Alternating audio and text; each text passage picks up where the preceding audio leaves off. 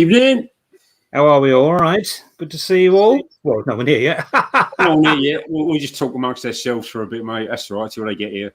I'm just going to check we're live on all platforms. So we're live on YouTube. Yes, that's all cool.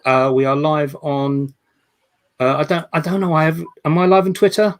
On Twitter? Yeah, we're live on Twitter. Hi, Jamie. Yeah, we're live on Twitter. So I'm not a big Twitter person, but you know. Right. And we're live on YouTube. Yes, that's cool. Yeah, and we're live on YouTube. So wow. It's all working. Groovy.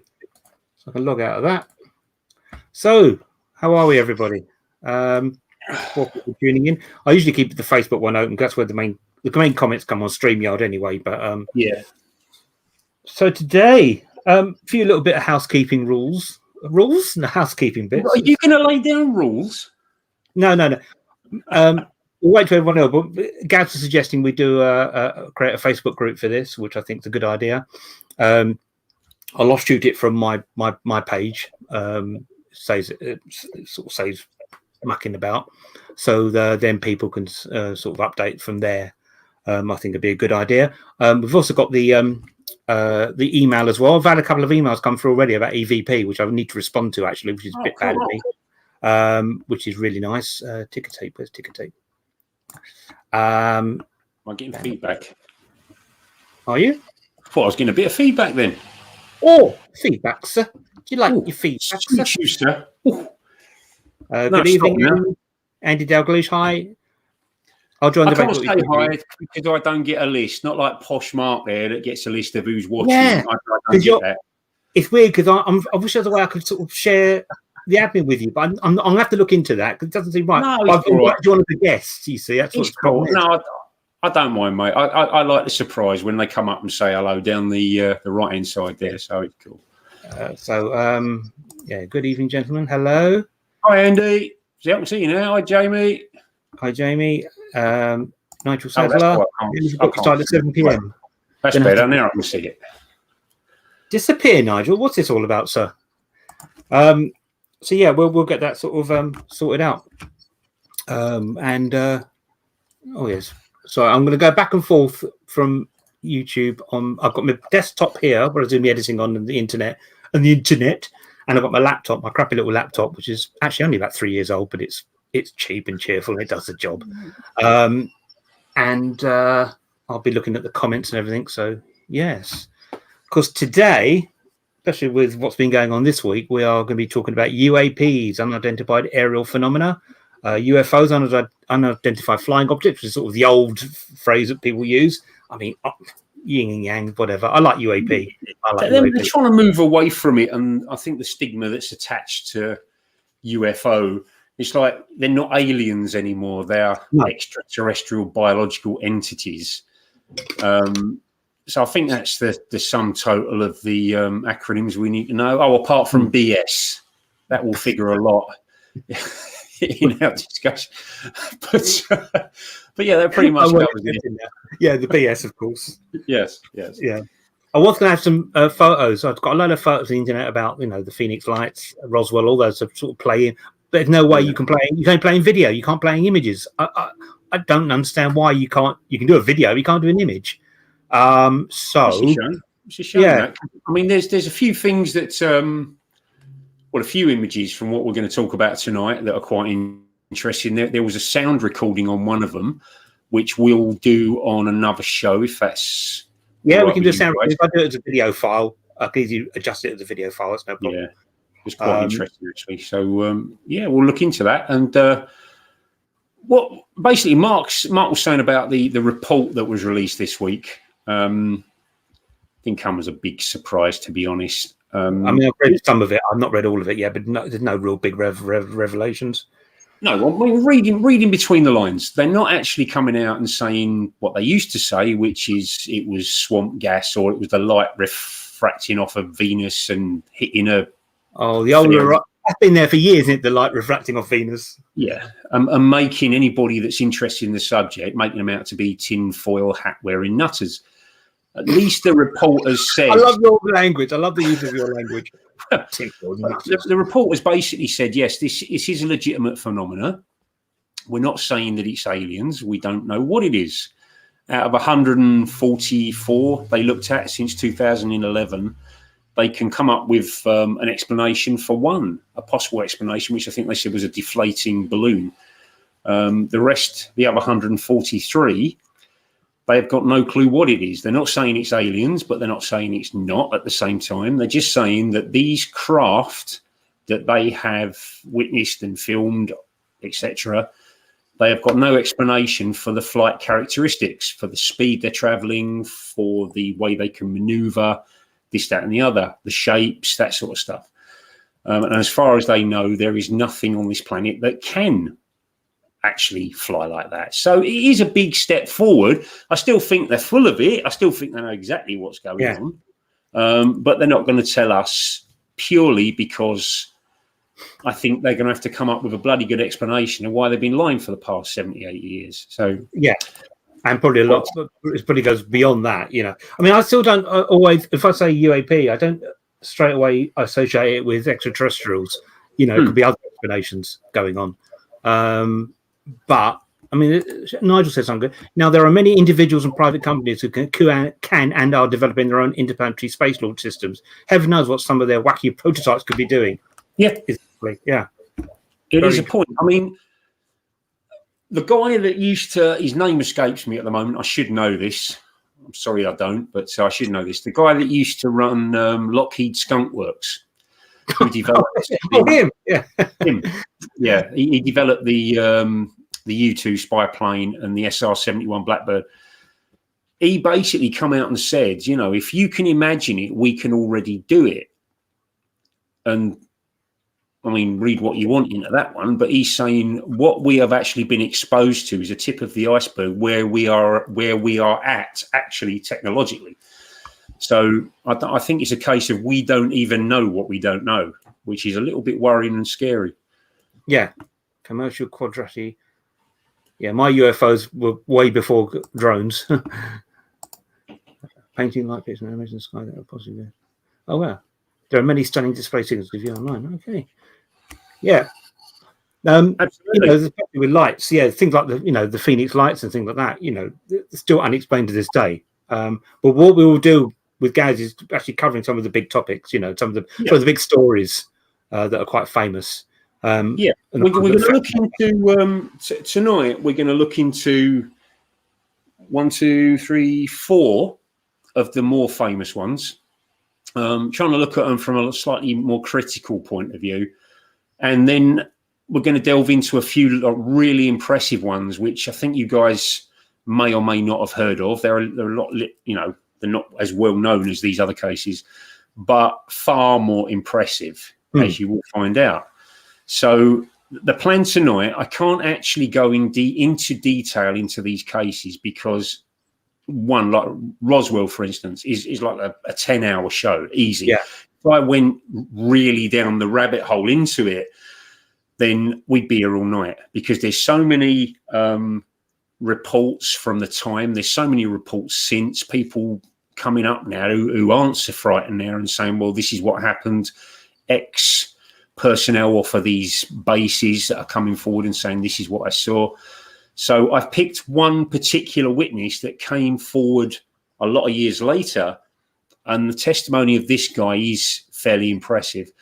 But on the other side of the coin, I've also come up with an explanation of what it possibly could have been. So we're going to try and stay balanced.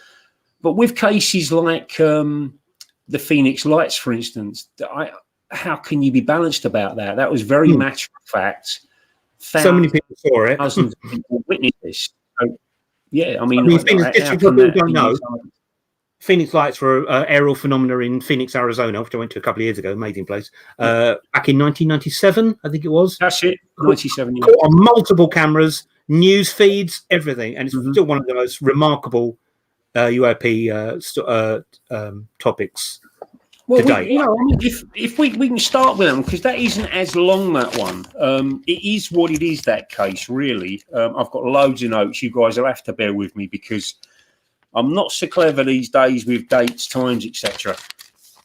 What makes the Phoenix lights really impressive, actually, is that it wasn't one or two witnesses. It was literally thousands. I mean, this thing was going on. It started at about, I mean, we're talking March the 13th, 1997, it actually happened.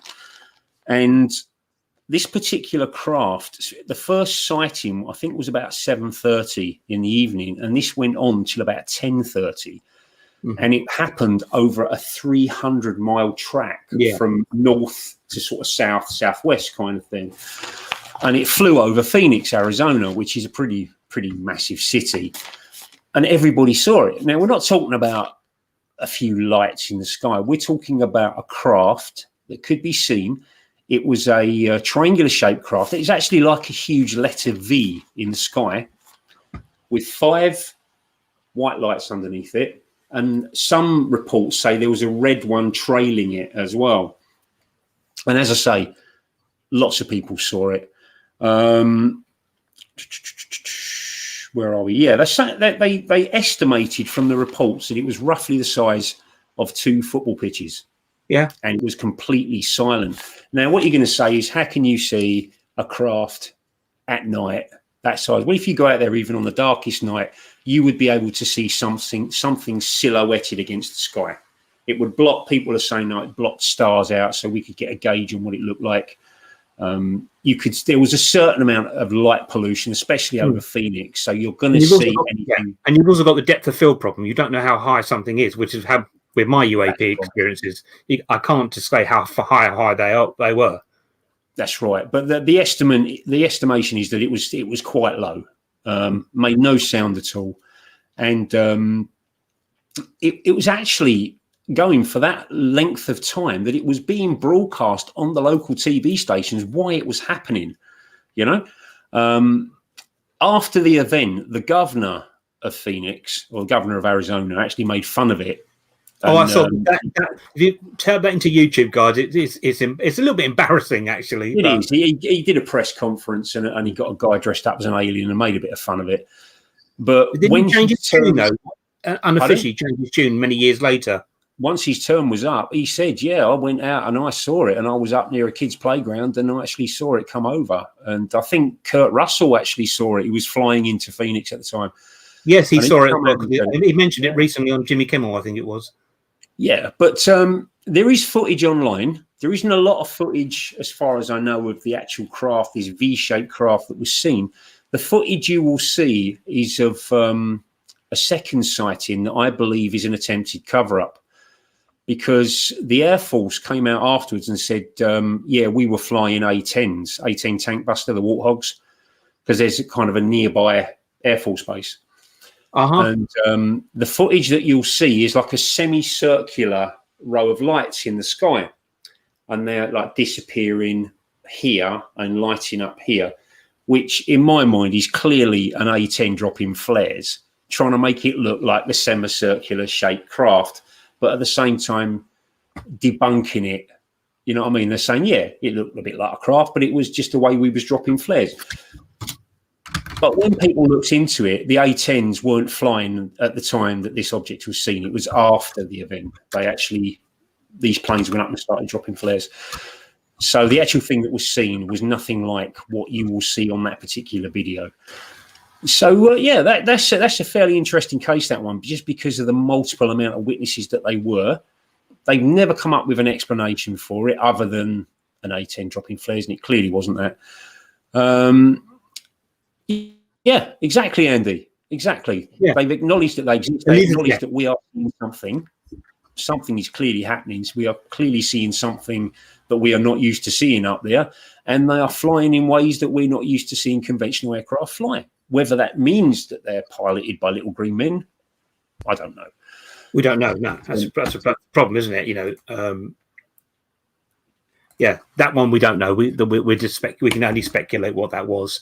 There are military bases around there. It's always down to what military bases, isn't it? Well, there is a reason for that, which I'll go into a little bit later. But I find it quite worrying. I kind of hope that it is aliens, to be honest, because that is a lot less worrying than the alternative, which is that there is other countries on this planet that have got those capabilities that can invade our airspace, and there's not a thing we can do about it. They can move at speeds that we can't match. So I think I prefer it to be aliens, to be honest. I mean, when I saw those 5 blue lights in the sky in 2008, you know, they were, I said about depth, no, you can't work out, but they were high and they were going fast. I mean, the whole thing lasted about 5 seconds, probably 7 seconds, if that. They were fast, and then sort of spread out as you can't describe it. Yeah, you can't describe it. I was fishing on the Humber estuary, and from where I was standing, night fishing. And I've looked up at the sky for years. I know what stuff is in the sky. I know what aeroplanes are. I know what meteorites look like. I know what satellites look like. And I love just staring up at just watching these little lights going across, which are clearly satellites, and they disappear halfway across as they go into the Earth's shadow. And it absolutely fascinates me. Anyway, this particular night, it's probably about 2 o'clock in the morning, middle of winter. We're fishing for cod in the Humber, freezing our bits off. And I'm thoroughly cheesed off because all I've been doing all night is feeding the crabs, really, because there certainly weren't no cod biting. But I'm stood there with a mate of mine. Now, my mate, he's a complete skeptic into this sort of thing. He won't even entertain the idea. And I'm stood there, and we're just staring out towards Hull. We're on the south side of the river, so Hull is in front of us. It's and we north, can see, we're looking north. Up that north. So we're looking north, and I can see horizon to horizon, clear as day. There's no obstructions. Well, as I'm standing there, out my peripheral vision, I catch this thing, and I managed to lock onto it in my eyes. And all it was a fuzzy white ball. And it looked quite big. And I know it was quite high and quite far away because it was obscured by the clouds. It was broken cloud. Now, this thing moved from horizon to horizon in about a second. It just went, and I know what meteorites look like and how quick they go. This thing, you know, well, that's similar to mine. Mine was a white fuzzy. Mine was a white fuzzy ball, but it actually just stuck in the light before zooming off. It was actually just stuck shimmering in front of me. Incredible. For about 2 minutes, and went. Yeah. So that's the only real experience I've ever had of that. And my mate, even I said, "Did you see that?" He went, "Yeah, I bloody did." You know, what was that? Not got a clue. Not a clue. But it's there's stuff out there, and it's happening. The US have now actually come out and said, "Yeah, it's happening. This stuff, you are seeing something. UAPs are a legitimate phenomenon. We just don't know what they are." Personally, as I say, I don't believe that. I think they know a lot more than they're letting on. Of course. If you get someone denying something, you think, especially governments, you go, "Yeah, whatever." You know, as is the past year has proved. But I mean, if you read the report now, there was a report that came out after it about the report, and it's they're talking about making it a lot easier now for people to report. You know, the Air Force, commercial pilots, all that sort of thing. Whereas there's not going to be that stigma attached to it. There's not that fear of ridicule and that. Now that it is a subject that's out there in the mainstream and people are talking about it more rather than it being something that's taboo, hopefully we'll get more of a feel for what is actually seen and the frequency that it is seen. So that it is an exciting thing that's actually happened. It just a bit disappointing from what we were hoping. So I mean, we live in exciting times, really, because I'm very much convinced now, and I have been for about 20 years, we're living in a post-materialistic universe. You know, all this 3D matter is nothing. It's not really what's going on. And I think we need to start embracing that. You know, we just react to whatever is in our immediate vision and our immediate senses. There's so much more going on. Well, I think looking into this subject, when I first started looking into it, I looked into it for another show that I was doing, and I never really entertained it because I grew up from a very science-based background. The distances are too far, you know. That was always been my one, yeah. The craft. I mean, even the nearest star at light speed would take years to get there, you know. So then I started looking into things like the Drake equation, and that got that got me thinking, there are millions of civilizations in our galaxy alone. There should be. But at the same time, then you read about like the Fermi paradox. If there's that many, if there's that many civilizations, where the hell is everybody? Well, that's the thing. You could have an advanced civilization, been and gone. It could have died out 1 million, 2 million years ago. Yeah, we would never know about them. Yeah, I mean, we've only been around what 3.8 billion years. The Earth. The Earth's been 4.7 billion, I think it is. Yeah, it's about 14 billion years. The actual universe, isn't it? And, that's the observable universe. Something like that. Anyway, there's also data coming in now, or a very strong theory that the universe is actually infinite and eternal. So there was no beginning, which I sort of slightly support. I'm not an astrophysicist, but it sort of makes sense. Who's to say different? Hey, yeah, right. Basically, what I'm getting at is that a civilization. Look how far we've come in 100 years. We even the last 50 years. just into flight, and then in 1969 we're landing people on the moon, and now we've kind of slowed down a bit because of cost, so-called cost. Well, as far as we know, we've slowed down. Some would say that there is a lot of black projects going on where we are doing a lot more than they're letting on. But we've come such a long way. My point is that if there is a race that is 500, 1,000 years ahead of us, what could we accomplish in 1,000 years from now? So, we're looking at physics from our current understanding of physics. We can't reach light speed. We can't possibly visit these places. They're much too far away.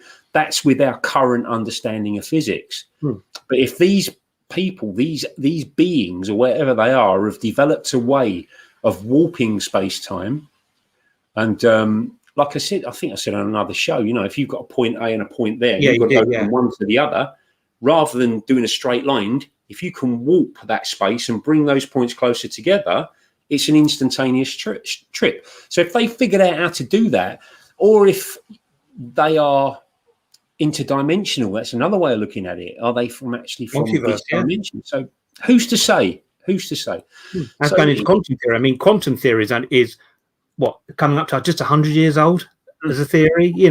It amount, as you say quite rightly, the amount we've discovered in just a short space of time.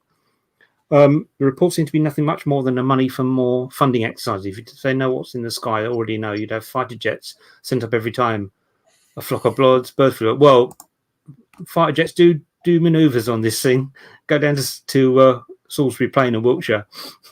We've seen quite a few of them in the sky at night. That's military jets. Yeah. Yeah, some of the reports that I've actually been looked at today, it's a report closely followed by a lot of fighter jets. This thing taking off and buggering off, closely followed by a lot of fighter jets. One of my previous video diaries, just by pure fluke, I was walking up to the West Kennet Long Barrow at Avebury, which is a 5,500-year-old Neolithic burial tomb, open access by National Trust. And as I'm walking up, I'm filming it as I walk up, and just as I'm walking up, two fighter helicopters, I can't remember what they're called now, came across at the same time. Yeah, what are they? Apaches, probably. Thank you, Apaches. Came across just as I'm walking up, and I thought the old and the new. It was just surreal. Yeah. No, that's an amazing part of the world. That I love that. I really do. Oh yeah, my home away from home. But another way of thinking about this, I'm going to go into a couple of cases in a minute that I've actually looked in a little bit deeper today. But there is also a school of thought on this subject that this has been going on a lot longer than people are willing to look into. Thousands of years, there is a school of thought that says that maybe aliens visited us in ancient times and kick-started the evolution of the human race. We had stored. We're going down aliens route now. Yeah. I mean, given the distance, I'll come back to you on that one, Graz. That's very interesting. Andrew Norris, given the vast distances between stars and planets, why would these UAP come all the way just to flash a few lights in the sky at night? Otherwise, yeah, exactly. I think it's more interdimensional if we're going down the extraterrestrial route. But with the extraterrestrial saying, this ancient alien theory, I'm sure you've all seen that on one of the Discovery Channels, the most hilarious program ever. It's quite interesting in time, but it's literally just making patterns patterns match where there's no patterns. It's all very well they came along and sort of kick-started the human race, but when where the aliens come, where did their evolution come from? It's like the God concept, you know, God created us. I'm an atheist, but God created us.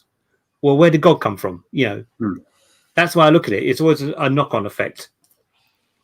Yeah, but if you look at also, I'm trying to play devil's advocate. We both do that. Actually, we're very good that way. We both play devil's advocate. I'm trying to play devil's advocate. Looking into things like the Nazca lines, for instance, they were only ever designed to be viewed from the air. All right. Some would say, oh, yeah, it was something for the gods, a present for the gods. The Nazca lines. They were debunked, weren't they, recently? Well, I found people said, oh, they're landing patterns for aircraft. No, I don't agree with that. I'm on about the actual. Why would an alien craft involve million, either come through dimensions or whatever, need a landing strip?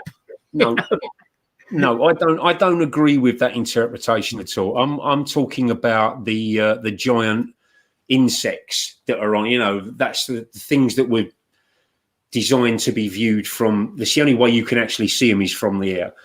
I mean, I'm talking about for the gods, you know, just for their gods to worship. This might just be signs or religious symbols for their gods. Yeah, quite possibly. But couple that with some of these weird things that have been found in these tombs in South America, you know, like weird inscriptions that look all the world like a person in a spacesuit. Some of these buildings that they've actually put up and drilled a hole, like an 8-inch hole, perfectly circular in a 10-foot piece of granite. You know, we'd struggle to do that today. The building of the pyramids, they're saying that for that many million stones in that particular pyramid built in that amount of time would have had to have been a stone laid every couple of minutes. You know, that's quarried, moved, laid, and then quarried, moved, and laid. I mean, the civilizations in the Amazon forest, you know, a couple of thousand years ago, it was like about the five area the size of London, about 5 times. Millions of people living there. You know, and they all suddenly either died out or something happened. Very, very interesting. Yeah. So there is that school of thought that we've been visited for a long, long time. Whether I believe in that, I don't know. I think that a lot of the inscriptions, for instance, in these ancient temples, like the Mayans and the Incas and all that sort of stuff, they're interpretations of something they may have seen. It could have been a meteorite or something like that, and they've interpreted it. Like in Indian culture is the same.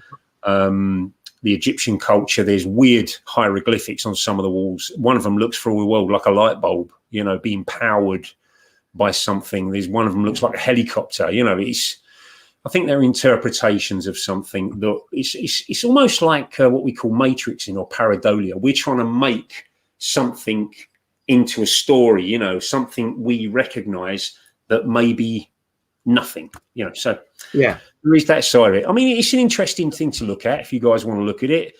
Don't watch Ancient Aliens. George Tsoukalos does my head in because everything is aliens. It's aliens. It's aliens. It's aliens. And his hair especially does my name. Yeah. It's just like he reminds me of Doc Emmett Brown. He does for some reason.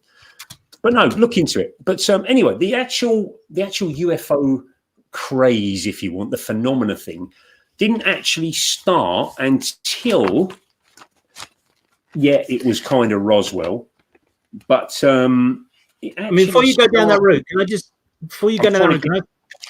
add something on? No. Can I add something? Yeah, go on. What? Just going on the ancient aliens, you know, there's a lot of evidence now that the early civilization was much older than we think it is. We're talking about early when we came out of hunter-gatherers and started settling down.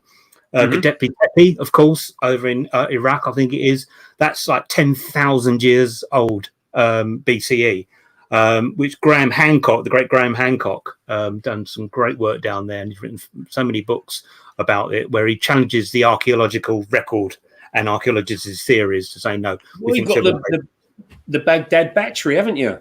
The Baghdad battery. That's fascinating. Yeah. Hello, Frank. Just got this notification, gents. Hope all's well. Not many watching it. Not many watching. Well, they'll come. They'll come. It's only early. It's early. Yeah. We started early, didn't we? Yeah, Graham Hancock. Yeah, I love Graham Hancock. Yeah, and people like him and Rupert Sheldrake, very much into open consciousness. That's something. Sorry, I interrupted you, sir. I interrupted you. Right, you're all right. Right, this actually all kicked off from like the modern UFO craze or UAP craze as we know it in about 1947. Now, a guy, a pilot called Kenneth Arnold, he was flying his plane in Washington State near Mount Rainier, might be Rainier, and he saw a group of what he described were flying saucers, and that's where the first use of the phrase flying saucer came from. Over the years, he changed his story a little bit, and it turned from a flying disc into what looks a bit like the Batarang from Batman. You know, his boomerang. Yeah. It looks a bit like that. There was a group of those flying over Mount Rainier. So that's really where it came from. And then this little case called Roswell happened in 1947. And the reason it got such notoriety was because the Air Force kind of cocked up a little bit. This particular bomber group was the only active nuclear bombing group in the world at the time. It was where they flew from to bomb Hiroshima and Nagasaki. And Roswell Army Air Force Base was where they were actually flying from. So this craft, apparently, that was reportedly came down. Well, let me go through the story a little bit, and let's not call it a craft yet. All right, let's just do it as it was actually said. So we're talking about the summer of 1947 in Roswell, New Mexico. The base was actually housed. It was the 509th Bomber Group. All right. As I've said, it was where they actually stored the planes, and they flew from Hiroshima, Nagasaki, and it was the only active base in the world at that particular time. Now, the actual incident happened about 80 to 85 miles outside of the town of Roswell on a ranch, middle of bloody nowhere. For instance, you know, this guy, he was just doing his rounds on his ranch, which out there are like hundreds of miles by hundreds of miles, these ranches, and he came across this thing. We'll call it a thing. He couldn't describe what it was. So basically, he loaded a few bits of it, and he described it, I think at the time, as it looked bits of like tin foil and balsa wood, threw them into the back of his truck. Now, this is the story that came out afterwards. All right. Read between the lines of this. Okay. Loaded them into the back of his truck. I think a couple of days later, he took them to the local sheriff in Roswell and said, look, I've got this stuff. I found it on my ranch. I ain't got a clue what it is. What can we do about it? Well, the sheriff actually got in touch with Roswell Army Air Force Base and spoke to one of the guys, probably the intelligence officer or something like that, who got on to the base commander. The base commander, I think his name was Butch Blanchard or something. Yeah, Butch Blanchard. What a great name. Yeah, it's called tip American name, isn't it? Butch Blanchard. Brad. Yeah. You know? Sorry. I'm going to do my American friends. I'm going to go. The sheriff said, I've got this guy coming. He's got all this stuff in the back of his truck. He said he's found it on his land. I think you guys should come and have a quick look at it. Which they did. They sent out a guy called Jesse Marcel. Jesse Marcel, yep. Jesse Marcel.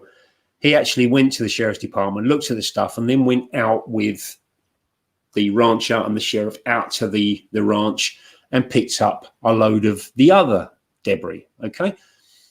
Took it back to the base.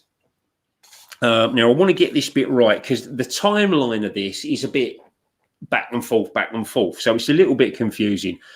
I took it back to the base. Right. Right. Yeah. It went from the base to a senior commander called Ramsey. And then something weird happened.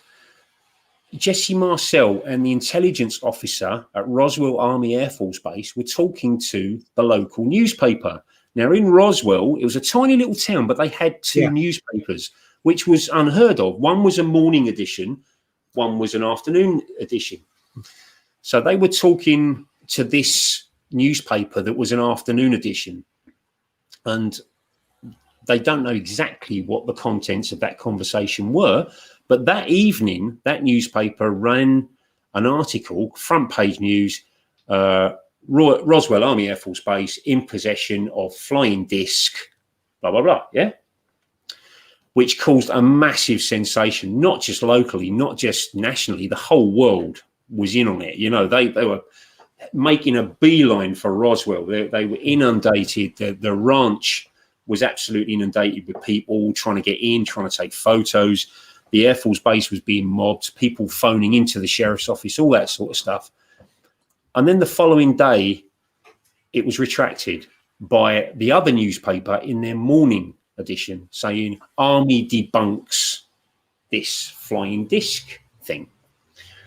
Well, with that came a photograph of Jesse Marcel and Butch Blanchard in this room with this thing that looks for all the world like a bit of rag with a bit of wood poking off it. And there are all these various shots of holding this and saying, what we found was a weather balloon. Okay. Now, playing devil's advocate on that one, they may well have found a balloon. There was a thing going on at the time, a secret project called Project Mogul, where the Americans were completely paranoid that Russia had started developing nuclear weapons, because it was just firing up. The Cold War was just sort of heating up, and America was terrified that the Russians were going to develop nuclear weapons. And if they did, it was certainly going to be a nuclear war, because Russia was power hungry and they wanted territory, and America weren't going to stand for it. So they developed this thing called Project Mogul, which was basically a massive high altitude balloon that had hundreds of feet trailing off it, various sensors and smaller balloons that would go high into the atmosphere, fly over Russia, and listen for detonations of nuclear weapons. Okay, so that's what they were saying this was. The theory now that's been declassified. Some are saying that is what was found on that particular ranch. One was launched about a month earlier, didn't gain enough height. It came down, then went up again. And as it came down, bits broke off, and that's what was found at the ranch. Okay, it could easily have laid there for weeks before it was discovered by the rancher. That's their story on that one. And it kind of suited their purpose at the time for this UFO thing to come out to cover up this Project Mogul, I think. Okay, so that's one school of thought on that one. So case closed. You know, we made a mistake. It was a cock up somewhere. So no one should have ever mentioned a flying disc or anything like that, or aliens or whatever. So that kind of went cold until 70s, I think it was. Right, hang on, just before I go on to this next bit, do you want to bring that up, Mark, what Frank's just said there? Yeah, Project Mogul, sometimes referred to as Operations Mogul, was a top secret project by the US Army Air Forces involving microphones flown on high altitude balloons, whose primary purpose was long distance detection of sound waves generated by Soviet atomic bomb tests. The project was carried out from 1947 till 1949. It was a classified portion of an unclassified project by New York University atmospheric researchers. The project was moderately successful, but was very expensive. Just cut and pasted that out of Wikipedia. But thank you, Frank. Yeah, that's Frank. Thank you very much. That's not where I got it from, Frank. Wikipedia. But I did. I'm not blaming you on trying to know about Project Mogul. Yeah, I'm still on the fence with this one. I think Project Mogul suits a purpose, as hopefully this next bit will kind of show. So that's one school of thought on what Roswell was. And as I say, everything went quiet up until the late 70s, when a few people, because there are stories out there saying that there were other witnesses and people kind of got threatened quite a bit by these scary people that would just turn up at their house and say, where the original Men in Black thing comes from. Not just you, it's your family, it's a lot of them. If you say anything, nothing was seen, blah, blah, blah. Well, one guy that he ran the local funeral home in Roswell. Mm-hmm. He came out in the late 70s. He was getting on in life a bit, and I think he was just sick of holding it in, to be honest. If what he says is true, I'm not surprised that he wanted to come out and say something. Now, this is just one example of somebody that has come out and said, I saw this, I experienced this. There are people that worked at the bases, at Roswell base. There is... no problem, Frank. No worries, people Frank. that have worked at Roswell bases, people that have worked at like Patterson Air Force Base, where some of this actually was supposed to have gone, then went on to Area 51, if you want to believe all that sort of stuff, that they're coming out now that are maybe terminally ill or they've got no family to worry about or whatever, and saying that, no, this actually happened. This is the real story. But this one, I picked this one because this is like an ordinary Joe guy that I don't think he's got a particular axe to grind. He's not made any money out of what he's saying. And what he is saying makes a lot of sense. So he was actually running at the time the local funeral home in Roswell. And he got a call from Roswell Army Air Force Base around this time, asking questions about hermetically sealed caskets. What's the smallest he could get? And he thought, a bit of a strange request for an Air Force base. Anyway, he said, well, you know, I'll get one probably about 4 foot. I think they do one like 3'9", something like that.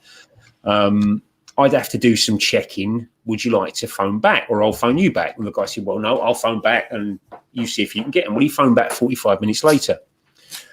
And the guy said, yeah, I can get them. I can have them overnighted. They'll be here in the morning. Well, with that, this guy at the Air Force Base started asking questions about preservation of bodies. What is the process? What does this funeral home actually do? And does it damage components? We'll get onto that one, Frank. We will talk about that one as well. That's a whole other discussion, is Bob Lazar. That whole Area 51 is a whole show on its own, maybe 2 or 3. So he said, preservation of bodies, what do you actually do? And he told them, and he said, will it actually harm the bodies? Will it harm the blood? Will it harm the organs? And the guy said, this mortician, you know, I'll come out and do it for you if you want. No, we don't need your help at this time. Thank you very much. We just want the info. In case anything like this ever happens, we just want to be in the know, kind of thing. And he thought it was a little bit strange. But he thought no more of it. Well, this particular guy, the funeral home owner, he was always at the Air Force Base for various things because of the nature of his job. And there happened to be an accident in Roswell where one of the Air Force personnel actually got injured. So he said that he will ride with him in the ambulance to the Air Force Base, which he did on numerous occasions. And while he's there, he's going to say hello to a friend of his who was a nurse, a lieutenant that actually worked in the hospital side of it there, which is what happened. They turned up at this place. He got out of the ambulance, and normally where he parked, it was clear. But at this particular time, there was 3 ambulances parked in the way, which he thought was fairly strange. They had the back doors open, and there was an armed guard stood at the back of each ambulance. We thought, what the hell's going on here? Anyway, they walked up to it, which they were right outside the main doors. So he actually got to glimpse what was inside these ambulances. And there were bits of wreckage of some description. He said, I can't see what it actually ever was. They looked like the front of the old type Canadian canoes, part of it. It was like rounded and pointed like that. And he said, but what was strange is that some of them actually had what looked like Egyptian hieroglyphics on them. So he thought nothing else of it. Anyway, he went into the hospital, and he was walking down a corridor. You know, the guy, the Air Force guy that was injured, you know, he was getting seen to. So he's walking down this corridor looking for this nurse that he knows. And she happened to come out of one door, head across the corridor and go in the other door when she spied this guy. And she looked at him, panicked, and said, what are you doing here? You've got to get out of here right now. You're going to get into a lot of trouble. So he said, why? You know, I've been here like a million times. She says, you need to go. So she went through this door where she was heading. He turned around, and there's a guy stood there, an officer stood there. And he basically turned around and said, you know, you need to get out of here now, son. You know, you're not welcome here. With that, another guy came up, and then this big sergeant came up, and he's like, why? He says, is this anything to do with the crash? And the officer looked at the other officer and said to him, there hasn't been a crash. You haven't seen a crash. You're not going to talk about a crash, are you? And he said, why not? He said, because they'll be picking your bones out the desert. And he said, I'm a civilian. You can't do anything to me. And the sergeant, this big sergeant, said, what dog food, sir? I've heard they make very, very good dog food. Well, the guy, he was obviously really terrified. So he left. He got escorted off the base. Well, all the next day, he tried to phone the nurse. He was worried about her. She looked pretty freaked out. He tried all morning to get hold of her, and he couldn't. Eventually, she phoned him back later that day and said, look, I want to speak to you. I need to speak to you. Would you meet me for lunch at the Officers Club?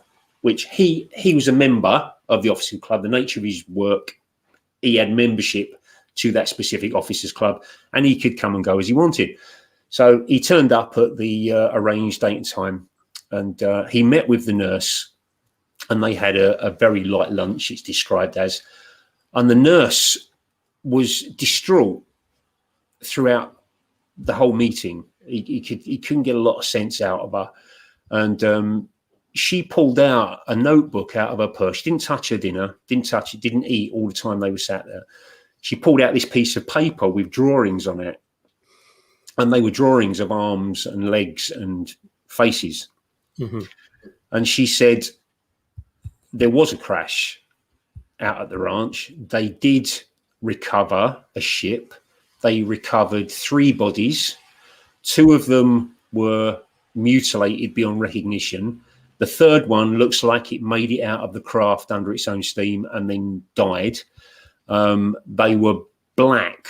The actual bodies were black, which is consistent with being left out in the desert sun for that length of time, however long they were out there. It could have been days, weeks, whatever.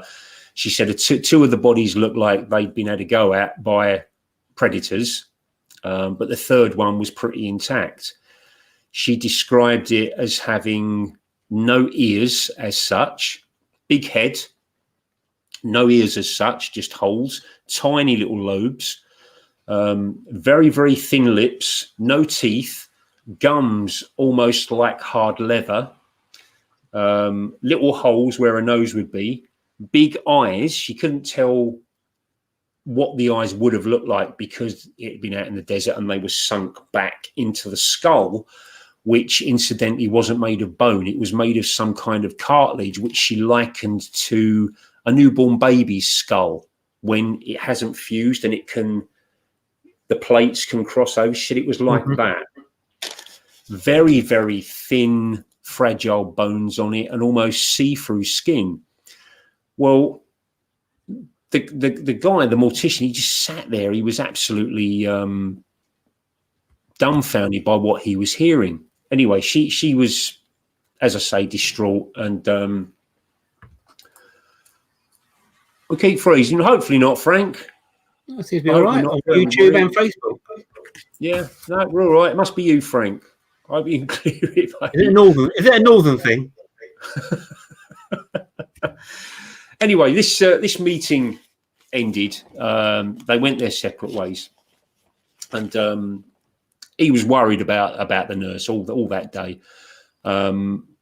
Phoned up the next day to speak to her. She's far too busy to speak to you. You know, this, that, and the other. And he kept trying. He couldn't get hold of her. He eventually went base for something else, and he went to pop in and see her, and she'd been transferred elsewhere. I think he got the address of where she'd gone. He sent a letter. She answered it, very, very short and sweet, saying, I'm very busy, I can't speak now, blah, blah, blah. He sent one back, which was returned a month later with deceased written on it in red stamp, deceased. And all he could get out of the nurses at the airbase were that apparently she'd been transferred to London and herself and 5 other nurses had died in a plane crash. Oh no, we've frozen. 1 minute. That's right. It's my laptop. Is it you? If we go off, we'll be back online literally in 2 minutes. If my laptop sometimes does this, hold on. There we go. I think it. No, hold on. Give it a second. Can you hear me? I can hear you, mate. Yeah. Yeah, my screen's frozen. That's all. It's my laptop, not the software. Hold on. Sometimes just do that, and it should be all right. There we go. You're right for me. Yeah, it's all right. It's doing weird things. Yeah. No, it's fine for me, mate. I hope it's all right for everybody listening. I can't see the last comment. All good here. Someone's because I've got me. Thank you, Rick.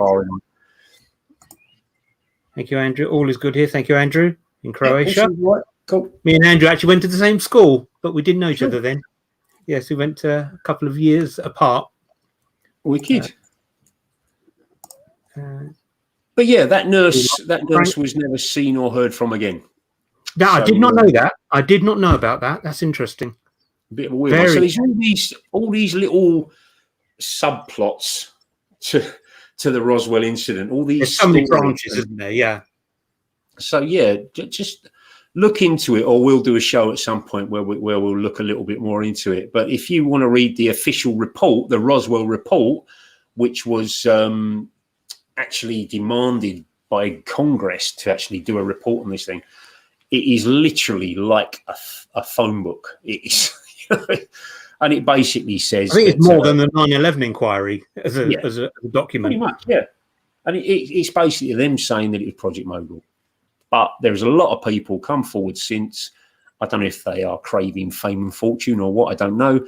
But they're all pretty much saying the same sort of thing. And they're pretty compelling in their testimony. So, have a look and make your own mind up on that one. But that's what got the ball rolling, Roswell. Yeah, the modern UFO UAP phenomena. Absolutely. I mean, it's interesting. I mean, guys, comment if you've had any UAP experiences. Please let us know. It's always interesting. I found some people I would never in a million years thought would even talk about it have had experiences on the back of a video I did recently about my experiences.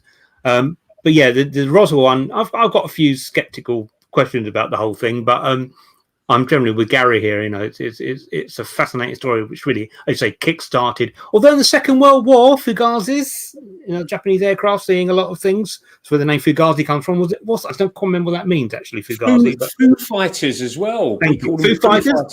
One of my favourite bands. Yeah. The American and British pilots were getting buzzed by these things, and they thought that it was some kind of weird Nazi technology they hadn't seen before. They were these balls of light flying around the bombers.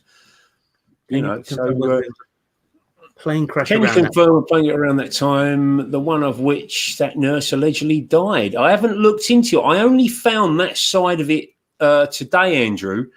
That actual report about that nurse. So I am going to try and look into that. So we're looking at a plane crash in London around that sort of time involving nurses, where nurses died. They're saying 5 or 6 nurses actually died in that. So that is something I will have to look into. Yeah.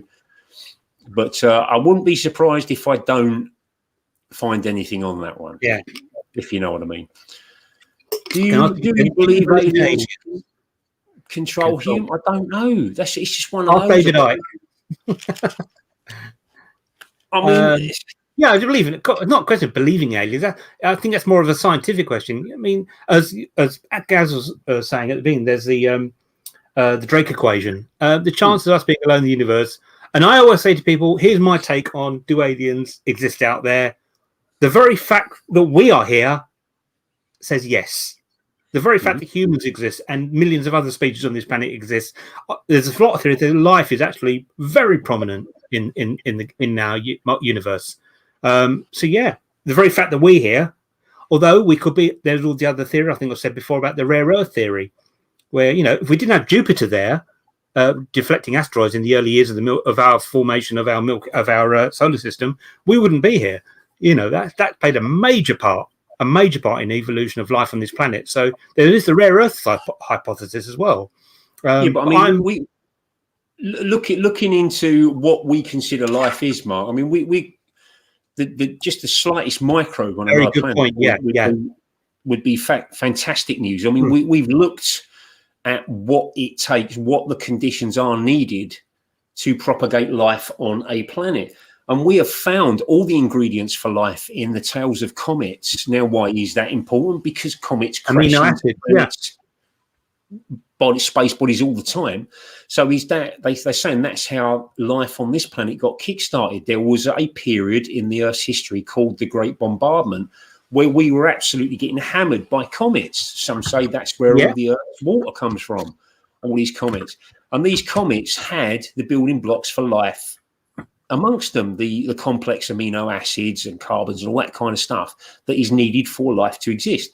And for that to happen on this planet, what makes this planet so special? There's plenty of other planets. How many have they found there in the Goldilocks zone, as they call it? Hundreds. In just 30 years, they've gone from 0 right up to hundreds, if not thousands. And they're even entertaining the thought of life in this solar system other than the Earth, one of the moons around Jupiter. Yeah, Rick. Yeah. I've read about that. Yeah, maybe right. You know, I'm not talking about complex life forms. We're talking about microbes existing in a ocean way below the ice that is heated from the inside of that particular moon, because the moon is constantly being flexed by the tidal forces of Jupiter, which is creating heat. So they're saying those conditions may be right for life to begin there, even microbial, which that massive ramifications. So that's not about rare earth. Sorry, I better clarify what I meant. When life was evolving on our planet, before life was evolving on our planet, obviously we're getting bombarded with meteorites from the formation of our solar system, from the asteroid belt, which is still there now, obviously, and the Kuiper belt. So basically what Jupiter was doing, because of its massive gravitational pull, it was actually deflecting a lot of those asteroids and meteors onto its surface, as opposed to coming into the inner solar system and bombarding the inner planets, Mercury, Venus, Earth, Mars. So if Jupiter wasn't there, I think our orbit probably would be a bit different for starters. If Jupiter wasn't there deflecting those asteroids, they would have crashed onto Earth and made it probably impossible for life to evolve. So that's what I mean by rare. I think Professor Brian Cox was talking about this. It's called the rare earth synopsis. So it's not just a case of amino acids and making life conditions right. There's also external forces within your own solar system that actually contributed to life evolving on this planet. It's known. It's also known as like the solar system's vacuum cleaner. And it's still happening. Jupiter is still doing this thing. I mean, years ago, a couple of decades ago, I think it is, there was a comet crashed into it called Schumacher-Levy 9. Actually crashed into it, and they filmed it as it happened. So it's still doing it. It's still doing it, yeah. So, it could be that the Earth, because we've got that gas giant in that particular place in the solar system, the conditions here, it is so rare for that to happen, that life has been allowed to exist and evolve and blah, blah, blah. Why is that so weird? I mean, if you look at the solar systems that Cassini has found, there's loads of solar systems out there with loads of gas giants and rocky planets in that Goldilocks zone like ours. So I don't really subscribe to our galaxy. Yeah, not just our galaxy. Look at, we're in the local group, a local supercluster. Interesting, Nathan. What do you guys think about possibly at least some UAPs are transdimensional and not coming from other planets through space travel? Well, we mentioned that earlier. It probably more likely if that is the case, because of although Einstein's theory that nothing can go faster than light is slightly being destroyed. Slightly, because I mean, what's that? Oh, what are they called? Neutrinos? They can go faster than light. I don't know, mate. I glaze over when you start getting quantum stuff and string theory, and I just pull up a chair. Yeah, neutrinos, they don't really interact with other particles. They just do their own thing. But also, if you warp space as well, as Gary was saying, you warp space and time are not fixed. It's fascinating. We've only known this in the last sort of 80 years. As Gary said earlier on, what's going to be? It isn't about 300 years. What are we going to know then? Absolutely fascinating. So it's about trying to broaden your horizons, change your way of thinking a little bit. That's what we're trying to sort of encourage you guys to do. I mean, I don't know it all. Mark doesn't know it all. That's it. Gaz and I, we're not academics. We're all right. I like to think we're quite intelligent, but we're not academics. No, not at all. This is a a lot hobby about for the us. subject. Yeah. It's our hobby. And rather than being sort of closed-minded with it, we've had to expand our way of thinking a little bit and bring in possibilities that were like fringe even a few years ago. You're a nutter if you think that sort of thing. Well, but what about Peter Higgs? Why not? Peter Higgs, who discovered the Higgs boson in 1964, was it? That was radical, and he was on the fringes of science with that one. And then a couple of years ago, and luckily he was alive to see it as well. He's still alive now. He saw it. I mean, sometimes you got to go against the grain a little bit. It's fascinating. Can't believe there are only 6 likes on YouTube so far. Oh, don't worry. It picks up. I think this picks up on the playback. The last one had 120, I think 150 playback. So it takes time. It's a new show. It's a new show. Thank you, Andy. Slow going to start with. We've only been doing it a few weeks, so it's going to be. We haven't got enough demons. We haven't got enough demons in the show, have we? We need a few more demons and a few more shock tactics. On it. We'll get thousands of views. I'm just trying to see what else, because this time is flying by. There's another couple. Where have we got? Just talk amongst yourselves for a minute. Oh, Nathan, yeah. I love this. I was very scientific and skeptical until a few years ago. Then I fell down the rabbit hole. Good on you, sir. Good on you. You're woke. You're awake. Yeah. I love science. Don't get me wrong. I absolutely love science. I follow it all the time. But there's more to science. There's more that people won't look at. It's all about the fringes of science that you need to look into as well. Right. Well, I can't do a what? Is that an asteroid? I don't know, mate. Can you elaborate on that, Rick? Is that an asteroid or a meteor coming our way? I know there is something coming 2029. Apophis. No, don't know that one, mate. No. I have to look that up. I don't want to do it right now in the middle of a feed. Right, I'm going to do this case. It's not because I like the sound of my own voice or anything, but I wanted to get through. We got through Roswell. Okay, very, very important case in my opinion. We got through Phoenix. The reason I like Phoenix is because mass sightings. Now, mass sightings is far more compelling than some geezer standing up in Iowa with a bit of straw poking out of his mouth and a gap in his teeth, saying he's just got probed in his anus.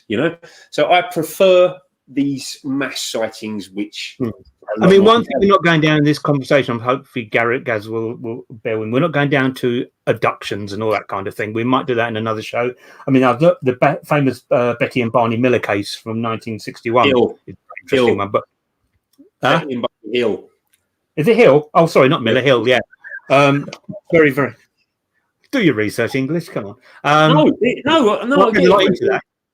I've read a lot into that. So there is getting their surname wrong.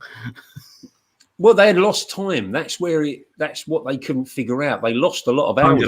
Yeah. And there was one I looked at today that is a film of mine. A film that I watched in my younger days that fascinated me and kind of scared me a little bit too, which is a famous abduction case, the Travis Walton case.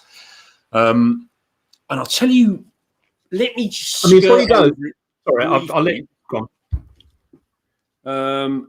The Travis, what was you going to say, mate? I did say I'm going off on a bit of a tangent here before you carry on with your story. I say if you want to see a nice comedy about UFOs, I'm plugging a movie of mine. Can I recommend my 2006 comedy Return to Ravenswood about a little village and a UFO? It's all done in mock documentary style. My first feature film. It's on my YouTube channel. Just go to playlist and you'll find Ravenswood or Return to Ravenswood, and it's on there. Or I'll post a link. But yeah, if you want a comedy version of UFOs, it's on there. Sorry, Gary. It is a laugh. Have a watch. It is pretty cool, actually. All improvised. If you like Curb Your Enthusiasm, it's that kind of thing. There's no there's a script written down.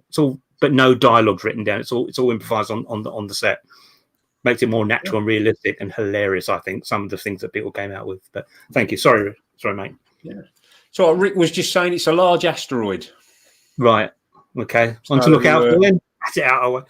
Yeah. Yeah. Hopefully it's not on an impact trajectory, because that will kind of ruin our show a bit. We've got until 2029, mate. But, yeah. I suppose we could scream it. Right. Anyway. This case, this actually prompted a film in some point. I can't remember what. I think it was 80s. I've got a very good year for recall for dates. So if you can tell me the film, I can probably say when it came out. Fire in the Sky. 1994, just before the X-Files came out. Oh, was it? Let me just see if I'm right. Fire in the Sky. Very, very interesting. Yeah, it was early 90s. Has it got James Garner in it? Am I making that up? 1993. I was only slightly off. Oh, Go me. Robert Patrick was in it. James Garner. Yeah. Hey, mate. I'm good. Yeah, it's a very good movie. Very good movie. Based on Robert Lieberman's book. No, Robert Lieberman directed. Sorry. Yeah, and it was all based on the true story, true, if you believe it, story of Travis Walton, his report of what actually happened to him. You know, I'll go all of them very, very quickly, because we're not going to get tied up with abduction cases today. No. But Travis Walton and his buddies were working in the forest, and it was near Snowflake, Arizona, in the Apache Sitgreaves National Forest. Sitgreaves, I think it is. Forgive me if I'm saying that wrong, and the Americans listening. But that's where it was anyway, near Snowflake, Arizona. How appropriate. Snowflake, you know, Snowflake. Now, basically, they've done their shift for the day. They've been working up in the forest, and they're driving down this forest track. It's dark, and they're making their way back to the local town. And they see in the distance what looks like the forest on fire. All right. Sorry, I forgot to mention, this is November the 5th, 1975. This actually happened. All right. So it was a while ago now. They saw what looked like the forest looked like it was on fire. So they're driving down this track, windy track, massive trees either side. And they come to this point where they can see to their left this craft, flying saucer, you know, it's a flying saucer. And it was all lit up, like beams of light coming out of it. It was making a high-pitched buzzing sound, apparently. Well, most people, including myself, I might add, would have gunned the throttle when I'd have been out of there, you know. Well, Travis jumped out the truck. He jumped out and he went up this little embankment towards this craft. Well, his buddies are calling for him to get back in the truck. And he was absolutely transfixed. He wanted to see what this thing was.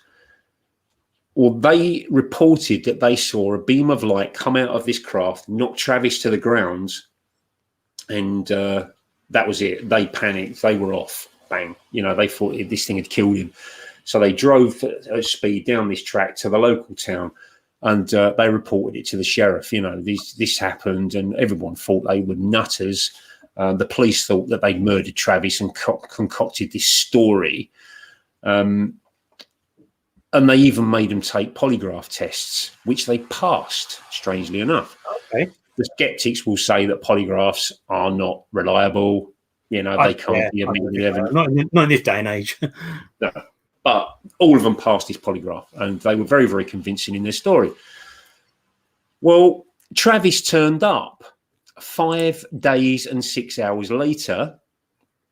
He said that he turned up at the side of a road somewhere to see this craft disappearing overhead, and he had this fantastical story of being taken aboard this craft, ending up in a room with these short, bald, weird-looking creatures, and he was fighting them. He's trying to get off this table, and then this human appeared in a helmet, led him into another room with 3 other humans in helmets, laid him on this bed, and that's the last he remembers until he wakes up and he's by the side of the road.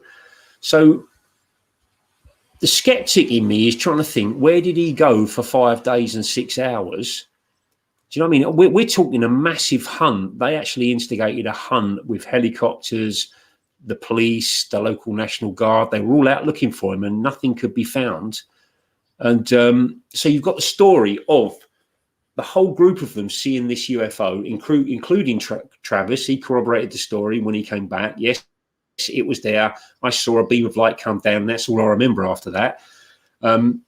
And then the missing time, 5 days and 6 hours. Where was he all that time? In the wilderness. Nobody had seen or heard from him.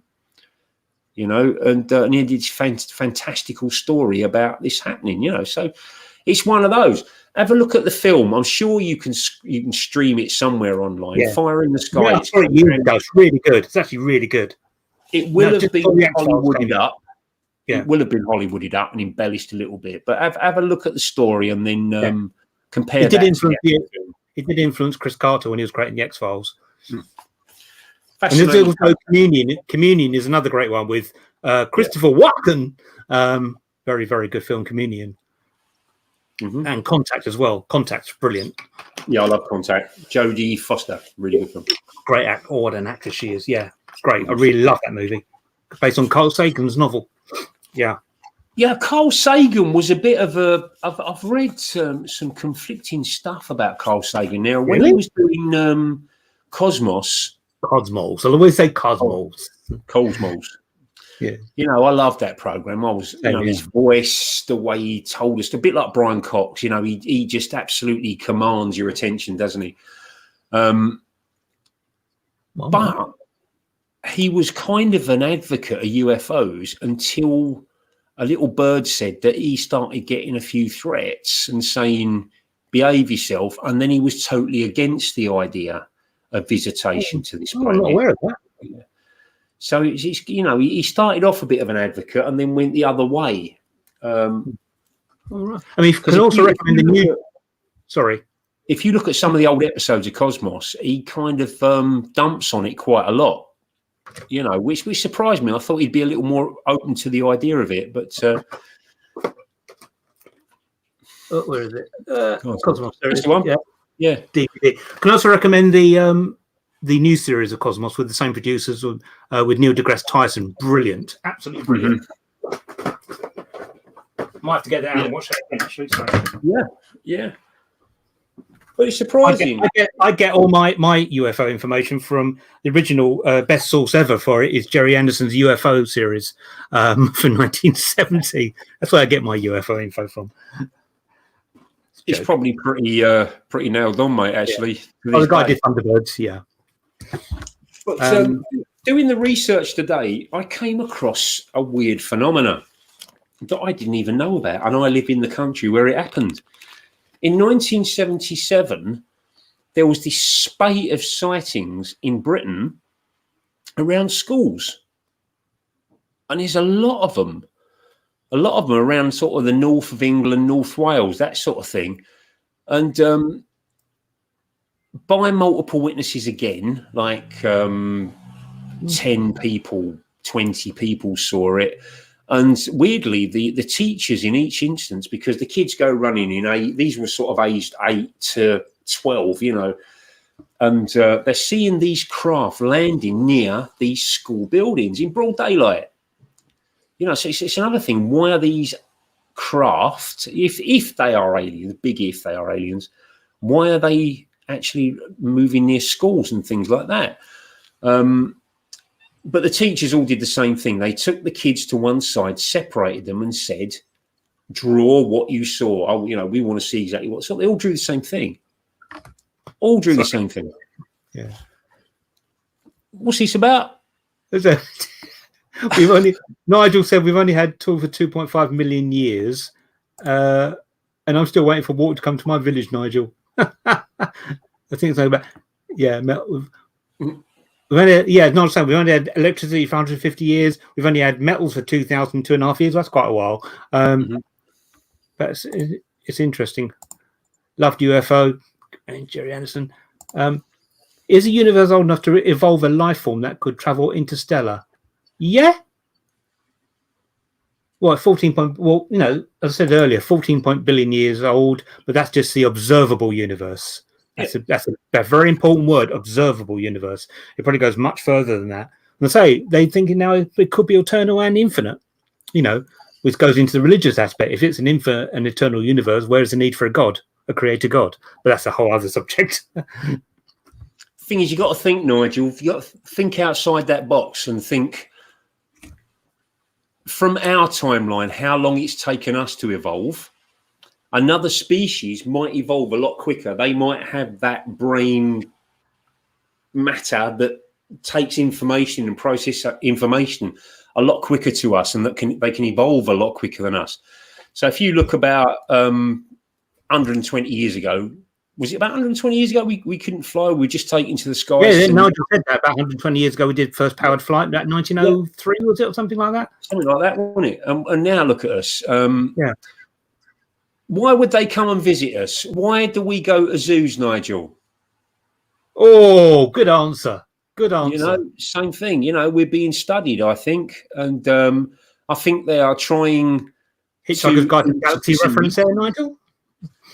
I think they are trying to intercede because they're frightened we're going to destroy ourselves and destroy the planet, which we're making a bloody good job of at the moment. Well, no, I'm actually a little bit of climate change skeptic. Actually, not that there isn't climate change. There is. I don't think it's all man-made. I think it's natural. That's a whole other subject as well. You know, it is. I mean, it does go in waves and troughs. The climate, yeah. you know. I just say medieval warm period. Medieval warm period. I think we are accelerating it with what we're doing. Okay, that's another discussion. I'll share some interesting things of that. Yeah. But we should, whatever your attitude, you still should be caring and actually contributing to, not contributing to climate change if you believe in that. You know, but there is climate change, definitely. One question I've always wondered: if the universe is expanding, and what is it expanding into? Well, the universe is expanding because of redshift. You can actually tell that they discovered that in 1927, I think it was. The universe is expanding. There will be a time in the future we won't see any stars in the sky. We won't see any galaxies because they'll be so far apart. Also, we'd have collided with the Andromeda galaxy by then. Doesn't mean it will destroy our galaxy. They just form into super galaxy. So that's in. We won't even know we've collided with it. No. You know, stars are far apart. Exactly. So there's good evidence. Andromeda's on its way to collide with us. For you that don't know redshift, if you've not heard of the term redshift, and I'll assume you haven't, I'm sure you have, but you might not have done. But we can tell how far away things are by the colour of light that's being emitted. The further a beam of light has to travel, the waves get stretched out. And even if it's white light that's being emitted, because the waves have got stretched out because of the distance it's travelled, they go towards the red end of the spectrum. If it was the shorter end of the spectrum, it'd be white, blue, blah, blah, blah. But it's been stretched right out, so it's at red. So we can sort of tell the redder something is, the further away it is, the older it is. So we can see these red points of light that are 13.9, I think it is, billion light years away. And a light year is the distance one beam of light can travel from one point to another point in a year. That's a light year. 5,000 miles per second, I think it is. Yeah, 186,000 miles a second. Yeah. So the moon is 250,000 miles away. It takes about 2 seconds for the light to reach the moon. So if you get a big, powerful telescope and someone waved on the surface of the moon at you, you wouldn't see it for 2 seconds. So we're talking light that it's taken 13.9 billion years to reach us from the observable universe. And the answer to your question, Nathan, we don't bloody know, mate. We haven't got a clue what it's expanding into. And is it infinite? Because we're not expanding like that. We're expanding like a balloon having air. Causing it? Now we're going to dark. I know we're going to. Yeah. What's causing it though? What's causing it? We're now going into dark matter and dark energy. We still haven't been proved. Just think, less than 100 years ago. This is fascinating. Just 100 years ago, we thought there was just us in this one galaxy. Until Edwin Hubble started looking at it through redshift and all that. That we live in a vast universe. Just less than 100 years ago. Amazing. Yeah. Oh, thank you very much. I love your show. Thank you so much. It is incredible. It is incredible. I mean, the stuff that, like I said earlier, we don't know what we don't know. And it's about changing your way of thinking. We tend to be very limited and blinkered in our way of thinking because that's what we've been conditioned to do. Now, I don't want to go into all this conspiracy theory bullshit, all right? Because a lot of it is BS. All this, we didn't land on the moon crap. We landed on the moon. All right. We landed on the moon. There's a mirror up there you can reflect a laser beam off. We landed on the moon. Get over it. We landed on the moon. All right. And a lot of these conspiracy theories, they really give me the and it just demeans what we've achieved as a race. Okay. Yeah. So, but there is a lot. That's a really nice way of putting it. It demeans that human spirit of that. What an incredible achievement that was. Exactly. But we are still very, like Annie just said, we are little kids. We don't know. Bugger all. We know a very, very small percentage of what is going on in the universe. We're still learning, and we're at a very, very dangerous time at the moment, I think, because we've got the technology there to cause a lot of damage, but we are very infant-like in our what we do, the way we act. Humans have only been around 200,000 years. That's a very, very, very short amount of time. We've only been domesticated in the last 10,000 years. Well, it could be a bit older than that, but there's more than that. You've got to think of beyond the physical and the 3D. I'm going to go a little bit more paranormal, but I do believe in a unified field. That consciousness is not local. Our consciousness comes from something else that we are transmitting through. We're just passing through. And there seems to be a lot of people sort of going down that route now. That it's a unified, what called the unified field theory, which I absolutely fascinated by. Is the universe expanding like a balloon? Who's occupying the inside of the balloon? Oh, yes. Are you inside? Who is inside the balloon? Yeah. Right. Well, Andrew, I mean, like I said, I certainly don't know everything. And as a race, even the brightest people on the planet don't know only a very small percentage, but they have, don't ask me how, because it just bores me to tears because I don't understand it. I wish I did. I might be a little bit more interested in, but they have come up with a mathematical equation for the universe. And basically there ain't enough matter in the universe for this equation to make sense. So they've come up with this dark matter, which takes up a lot more of the observable universe. We can't see it. We can't interact with it. And they've come up with a whole new group of particles called like antiparticles and antiprotons and antineutrons, all that kind of stuff. And they're starting to say, I think there are reports that they have starting to prove that this dark energy is actually a real thing. So as much as gravity holds a solar system together and a galaxy together, this dark matter is acting like an anti-gravity and pushing everything apart, which is causing this universal expansion in all areas. So, but you've got others, you've got the old theory that we're still expanding because of the after effects of the Big Bang, which was a huge the Big Bang being I think people are starting to think different about the Big Bang now, aren't they? Yeah, that it wasn't an explosion as such, but something from maybe a pre-existing universe. Maybe as a universe we expand out, we come back and contract, expand out, contract. Look in the center of every galaxy. There is because you've obviously got the radioactive microwave background, so you can judge there was a large heat at the beginning of this universe. Well, what I find fascinating is if you look at the middle of most galaxies, they've all got like this supermassive black hole in the center of them. Yeah. And most galaxies, for all the world, look like water swirling around the plug hole.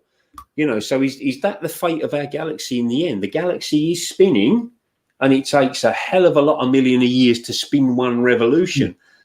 But are we all spinning and spiraling into this plug hole that all these galaxies, eventually the expansion will stop and a contraction will start, and we will all end up in this one massive black hole, in this one singularity? All the matter that's in the universe now will get compressed to this microscopic singularity and cause another Big Bang, and it begins all over again.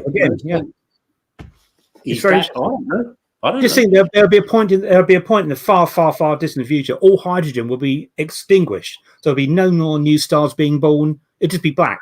Just be nothing. And that's quite a depressing thing. But our consciousness goes on to us. We've got other multiple dimensions. Don't worry. We're all good. That's very good explanation. Move over, Brian Cox. we're nothing. We're nothing to the universe. It's we are incidental. We are a chemical reaction. That's all we are. Yeah. You know, so the universe is going to go we're beyond that. I do think our physical is a chemical reaction, but our consciousness is something else. Is something, something non-local. Oh, we've got 17 watching. Thank you. That's good. Oh, cool. I'm glad. I'm glad that you're at a loose end on a Sunday night and you're watching us. That's because these are subjects we're going to come back to. We're not just going to do we've done UFO. Let's move on to that. Well, this is a subject you can't just do it in a 2-hour program. There's so much more we can discuss on this. Absolutely, so much. The inside of a black hole is theoretically big enough to hold an entire universe, so we could all be invisible inside a supermassive black hole, which is inside the actual universe. Wow, that's Freaky Friday, isn't it? Or Freaky Sunday. Absolutely. Yeah. Astonishing. And why not? Who's to say different? Yeah, we don't know. I mean, that photo they took the other year recently of the first photo actually of a black hole and the event horizon, that to me was one of the key moments in science. Absolutely fascinating. Proved they existed from a theory, way back when. Gravitational waves is another thing that fascinates me. Gravitational waves. Nothing's constant. We used to think it's a fixed universe. It's not. It's always flowing, ever flowing. Yeah. We used to think of time is fixed. It's not. And no, it's not. It. We got 2 atomic clocks, and we put one at Heathrow Airport, I believe it was, and we put one on Concorde, and we flew it. We synchronized them, and they are accurate to a millionth of a second. These atomic clocks, they were perfectly synchronized.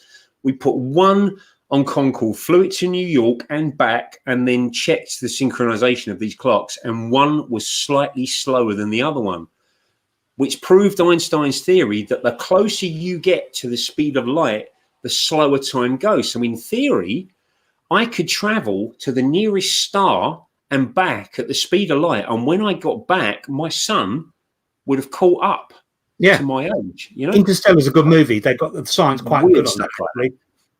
I love this one from Rick. Transdimensional is consciousness. I like that. I want to ask you guys a question. Okay, between you and the football, this is far more interesting. Well, I can't stand football, so I couldn't. Personally, I just don't get it. Nothing can be created out of nothing. The Big Bang had to be a reaction to something. That's a good point. Had to be a reaction to something. Yeah. Define nothing. Smart comment. Nothing. Yeah. How do you define nothing, first of all? That's very good. Ask Lawrence Krauss, Professor Lawrence Krauss. He did a great book about the universe created out of nothing. How do we define nothing? Yeah. What is nothing? If we look into a room, for instance, like I say, our current understanding of physics, we walk into a room, it's got no furniture in it, no carpet, just a bare floor, concrete walls, ceiling. There is enough energy in that room to power a town, a city. Enough potential energy in the atoms, electrons, protons, all that particles to power a city. So what is nothing? Is it a space, a vacuum completely void of every particle? If it has no particles in, it's a void. Yeah. But I don't know anything. Everything has particles in. The universe can't exist without particles. It's got to. Yeah. It really sucks. I want to just drag it back kicking and screaming to the UFO thing just for a minute. And ask you guys a question in the chat room. Right. Just say, for instance, that we have developed the capability to travel amongst the stars, visit other planets in our local group, whatever, I don't know where, or travel interdimensionally or whatever. And we come across a planet where there's a civilization that have gone through their industrial age and they've just taken their first steps into space. They visited their moon and they are just starting to visit the other planets in the solar system. But they are very combative as a species. All right. They have a weapon that could potentially destroy the planet. And you have got the capability to do something about that. Okay. Now, do you do it? Do you interfere? I mean, we're talking about the Star Trek Prime Directive here. Do you do that? Or do you leave well alone and let them find their own way? Because the theory is that that's exactly what's happening here at the moment. There are a lot of reports of UAPs being observed around missile sites around the world, beams being shot into these missile silos, the missiles going completely inoperative, missile tests where they're actually firing missiles to test them, and these craft are appearing, shining beams at the missiles, and the missiles are self-destructing. This isn't just this country or America, it's in Russia. There's a report from Russia of a missile arming and being 10 seconds away from launching on its own, which can't happen. And then it all shut down. So there's the question. Would we actually intervene if we were frightened or we was afraid that that particular species on that planet were about to destroy themselves? So there's a question. That's good. Very, very good. I didn't hear about that. Where did the atoms and protons come from then? I don't know. I'm not a physicist or astrophysicist. The heat of the Big Bang, whatever that was, that initial spark created that. But say we need to ask physicists that, because I'm afraid that's beyond my pay grade. This is the problem. It's Genesis. It's life from lifelessness. What was about before the Big Bang? They've answered one bit of it, the Higgs boson, which is what they're calling the God particle, which is where everything sort of came from. But we're struggling to get our heads around that as laymen. How can you get all this stuff just appear from nowhere? Yeah. So, Gary, could you explain a little bit to Andrew? Can you explain a little bit of the theory of the empty room and powering the city? I couldn't quite get my head around that either. Could you just do you mind just sort of clarifying on that? Right, it's basically, the room is empty and it's void of all materials that we can actually see. But that room is full of particles. All right. I see what you mean. Sorry, yeah, now I understand. Yeah, all the stuff, the particles that are floating around in the air have all got potential energy. You know, you've got the protons and the electrons all in this, you know, they reckon there's enough energy in like a glass that hasn't got anything in it. You know, there's so much potential energy. And if you look into Stephen Greer, who I was quite into until he went a bit money oriented. You know what I mean? He's doing this C5 thing now, but he starts talking about 0 point energy, which is using the energy of the free energy of this planet. You know, it is there locked inside all these particles. It is there. We can use it. So that's what I meant by that. Michael White, they haven't found the Higgs boson particle.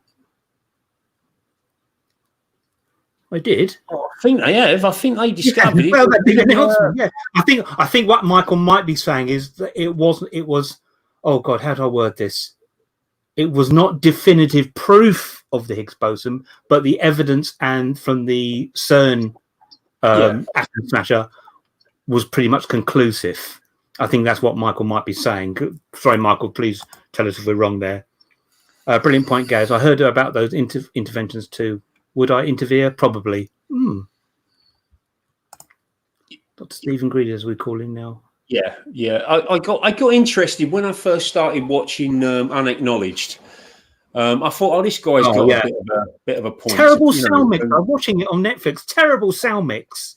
Yeah, I had to turn it off. The dialogue would come in, it's really low. Then the music's really loud, and then the dialogue's really low. I thought, it's a professional documentary, and I had to turn it off.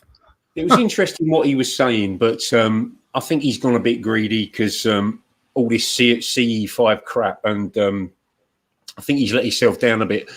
But when they did the citizens hearing disclosure or something like that, they had a lot of guys talking about this 0 point energy, and that is absolutely fascinating me, because if that is a thing and they have figured out how to harness it, it is basically free energy for the planet. So I love that.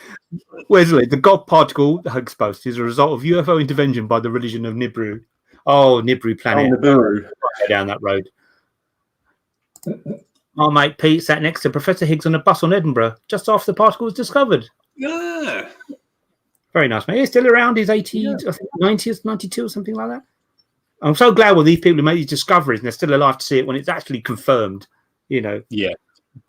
That's brilliant. Yeah. Why? Oh, sorry about that. Why does CERN have the Hindu symbol of the destroyer of worlds? I didn't know it did. That's it's a worry if I have. Yeah, it's interesting. I'm going to look into that, actually, Michael. It is a worry. Yeah. Well, they were actually worried, weren't they? That some of the experiments that they were doing to find the Higgs boson, that they were going to actually create a mini black hole that was going to suck the planet in. Oh, yeah. You know, but I mean, when they were developing cars back in the day and they were trying to break the speed record, they actually said that if you go that fast in a car, it's going to kill you. And they were only talking about 80, 90 mile an hour at the time, which was the speed record. The acceleration will kill you. Your body can't cope with that kind of acceleration. So we're learning stuff all the time, you know. Yeah. So that's just one example of something stupid that happened years ago. That's why we're all people in this room probably now are all very open-minded. You know, that's what I said earlier on. I don't stand by the physical world and our three-dimensional world. I think we live in a non-materialistic universe, and we're just fragments. We're just a focal point of our consciousness. Hippie. I just do you know the weird thing, Mark, is I don't know what I think anymore. I don't. There's always something new that comes out that challenges your original thought. But Gaz, because you're a smart person, you update your thoughts. You know. Was it Nath earlier? He said that rabbit hole, and that's exactly right. You start going down that rabbit hole. That's it. No coming back. Your life. Because the trouble is, you've got to wade through so much bullshit. There's so much misinformation out there and idiots. You've got to wade through that to try and make some kind of opinion, and then something else will come up that will change that opinion. I've got a couple of friends who have gone down the rabbit hole for various reasons. I'm trying to get them on the show. You know, my friend Rob, who's on tonight, you know, they literally have gone down the rabbit hole. And it's absolutely fascinating. You know, it's not for me to carry on the conversation on that. That's them to speak about. But yeah, it's fascinating. Yes, Nathan. Just further up there, Mark. Nathan was talking about Nikola Tesla. That is a show on its own, Nathan, which I would love to do, because that guy is an absolute G. I think he was an alien. All right. Yeah. Do you think Nikola Tesla was probably even more so than Einstein, one of our greatest inventor of all time? Yeah, and he's not got so many things, or the theories down for so many things. Nikola, I'm a big fan of Nikola Tesla. He put forward the theory of wireless electricity. Yeah, and there's no reason why it doesn't work. But when he died, he died in the Hotel New Yorker. Yeah, the heart attack. 83, 84. So I don't know. Something like that, but I know that when he died, his hotel room got broken into, and all his papers went missing, and never seen again. All these patents and things like that just went missing, because it's free energy. The man was talking about free energy for the planet, and our planet ain't free. We run on oil, plain and simple. And if we actually developed a technology tomorrow, which some say we have, according to Stephen Greer, he had a friend that said he had, and the friend asked him to develop it. And when they were due to meet to hand over this particular machine, he was found floating down the Potomac River. I didn't say that. I'm just going by what Stephen Greer said before I get any death threats. But that free energy is out there. They say the technology is out there, but the world is run by oil, and the banks are run by oil. So if they buggered off all the oil, collapse of the banks, you know. So we are, in my opinion, nothing but sheep, and we are being controlled to live a certain way. And has been evident in the last year. The amount of sheep. I don't want to do that anymore. I don't want to live by those rules anymore. I want to expand my mind and think, you know, what could be really going on, what is going on. So especially the last year has been very, very, very interesting. Gave us AC Current, died penniless. Yeah, he died penniless, didn't he? Yeah, it's such a shame. Absolute genius. Genius. More and more scientists are believing there is an intelligence beyond the design of the universe. Yes, a lot of scientists are being brave enough to think. I mean, I've very followed people who've been like Rupert Sheldrake, Graham Hancock, people like that, who have been ridiculed, nearly had their careers destroyed because they're coming out with different theories. You know, I'm totally thinking everything is non-local. As I say, I've mentioned sort of things like ayahuasca in the past, and it's something I want to sort of explore a little bit more in another episode, because I've never done it personally, but I'd like to. Have you seen the news article about the guy who invented a car that would run on water? Yeah, I think I remember that. Rumours has he was visited by men in suits after filing for copyright. Yeah, copyright went missing on that one, I believe. Yeah. Oh, got 21 people watching. Thank you. God, what are you doing? That, isn't it, how that works? Yeah. These patents, they just all of a sudden go missing. I really think, I'm very much in sort of saying about a sort of non-domain. I think you can influence your health, you can influence your well-being just by sort of meditating, all those kind of things. It's very hard in this modern world. I lose my temper occasionally, not very often, but it does happen. But I'm trying to get into that state where I don't need to be that, and I'm always just on that one level. I know some people are just on that one level all the time, and I'm really impressed with them for being like that. You get stuck in traffic, you go, "Why are you driving so?"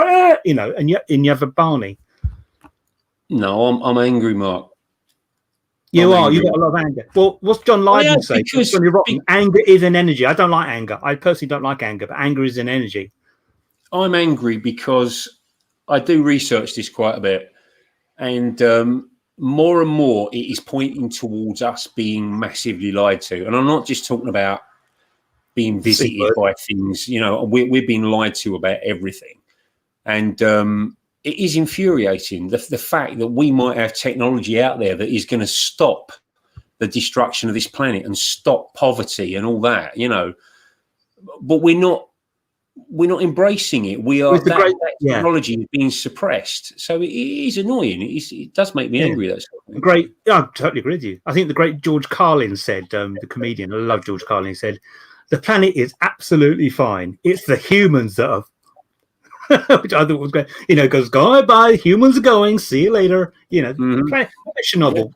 Nature reclaims it. It's all good. It's the humans who are totally screwing it all up. Yeah. Where are we at? Have you seen Yaga? Like spy cameras appear in minister's office, then footage mysteriously gets to the press. Good point, Nigel. Yeah, we won't go down politics. That's this, and politics I find I got criticised for this. I'm sorry, I do get criticised. I say politics to me is low vibration. Low vibration. John Lydon, anger is an energy. Anger is an energy. John Lydon for Prime Minister. Yeah. Command and control. They live in LA. Yeah. I love John Lydon. He's a national hero. Well, they live in LA. George Carlin is my hero. Love that guy. Yeah. Some of his routines. What his way with words. That's why my favourite comedian is Stuart Lee. I love Stuart Lee. His way of command of language is incredible. But anyway, we're not talking about comedy. We were talking about UFOs, UAPs. Yeah, it's not to get a little bit of banter going. 21 watching now. That's pretty good. 21 watching. That'll go up. Well, you can always play this. You can play this back on my Facebook page, or you'll play back on YouTube as well and Twitter. So, but YouTube's probably the best place to watch it because you can see all the comments come up and all that kind of stuff. So, yeah. But no, try, if we have whetted your appetite somewhat for this phenomena, and hopefully prove to you that we're not a bunch of, like I said earlier, tinfoil hat wearing nutters, there is something going on. As we said at the start of the show, which you might have missed, they have come out now and said, yes, there is something going on. We're not saying it's aliens, but we are now willing to admit that there are craft in the skies and under the ocean, and they're doing stuff that we don't know how they can do it. That is not our technology that we are seeing, all right? So they're not actually saying aliens exist. They're just saying that this technology is out there, and you guys are seeing it, and you're capturing it on film, but we don't know what it is. So that's the long and the short of it. So please start looking at some of these cases that you might have heard of, but you might only know a few details about. Go into it. Try and stay out of the rabbit hole if you can. You won't be able to. You will go down it like the rest of us have, and you'll find all sorts of weird stuff going on. I mean, I find it sad that some people are just sort of stuck in this three-dimensional world, and they're all their concerns about. All right, it's modern life. I'm not having to go here, but all they're interested in is little petty things. I just think, why are you worried about that? Why are you worried about that? There's so much more, but yeah. There is. I mean, so I've got to watch the P's and Q's now because my mummy's watching. Yes, she is. Hello, mother. Watching. I've got to behave myself now. Love your mum. No, this stuff. I mean, I read a case today that I'd done the same. I'd heard of it, and I'd not really looked into it. One of the most fascinating cases I'll ever read, where a group of school children in Zimbabwe in Rua in Zimbabwe were out playing on one of their breaks, and this craft landed on the hill just outside the boundary of this school. Story, this. Yeah. And the 80-odd school, 60 or 80-odd school children all saw this craft land, and then this being walking around on the craft. Another one came down the hill dressed in black on this tight suit, this little short being, and spoke to them.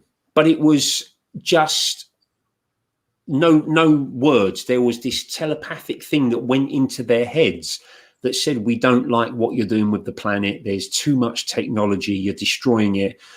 They went running into the teachers. Some of these kids were traumatized, you know, but the older ones, I think it was between 8 years old and 12 years old, something like that.